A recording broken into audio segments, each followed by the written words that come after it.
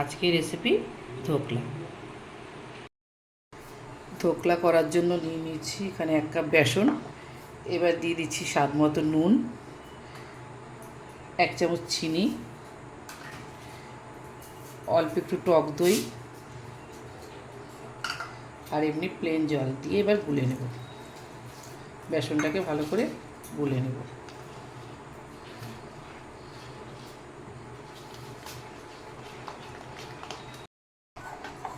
আমার এটা খুব সুন্দরভাবে দেখুন গোলা হয়ে গেছে।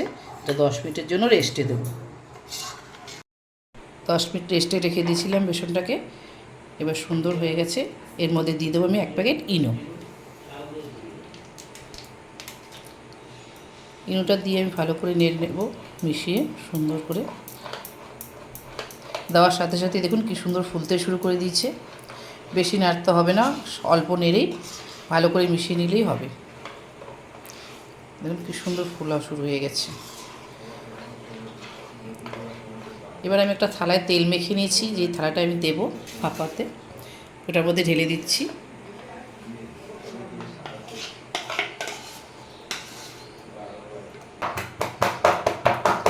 এভাবে একটু সেট করে দিতে হবে ঝাঁকিয়ে।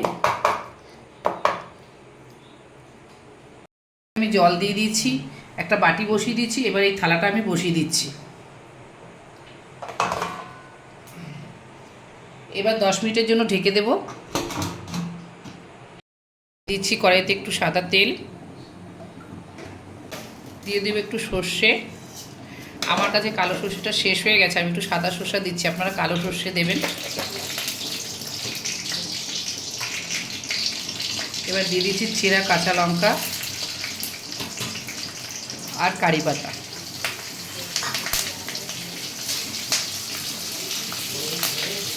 এগুলো সবগুলো একসঙ্গে একটু ভেজে নেব।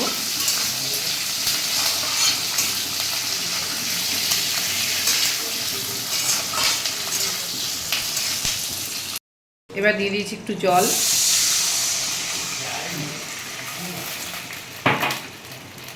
এবার দিয়ে দিচ্ছি নুন, চিনি,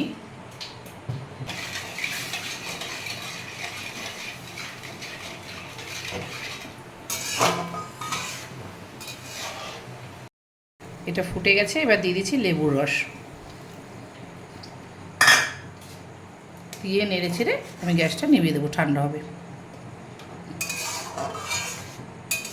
ঢাকনাটা খুলে দেখছি,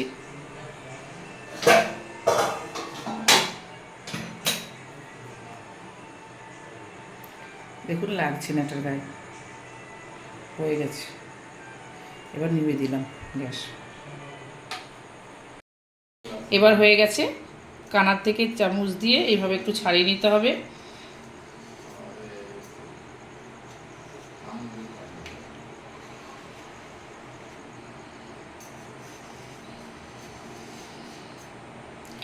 তারপর মাঝখান থেকে পিস করে কেটে নেব।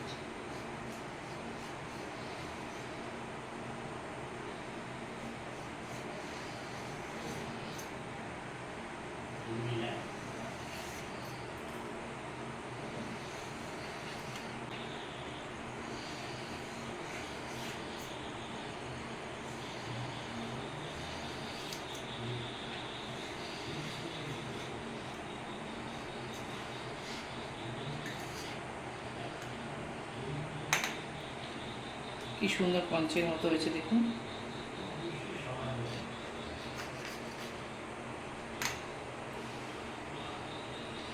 আমারটা একটু পাতলা হয়ে গেছে, একটু মোটা করে দিলে খুব ভালো হতো। পাতলা হয়ে গেছে আমারটা, কিন্তু পঞ্চের মতন হয়েছে।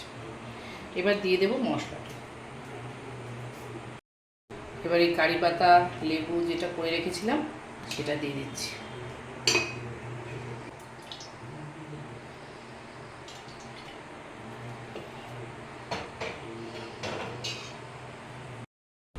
হয়ে গেছে ধোকলা বানানো। আপনারা এইভাবে একদিন বাড়িতে ট্রাই করে দেখবেন।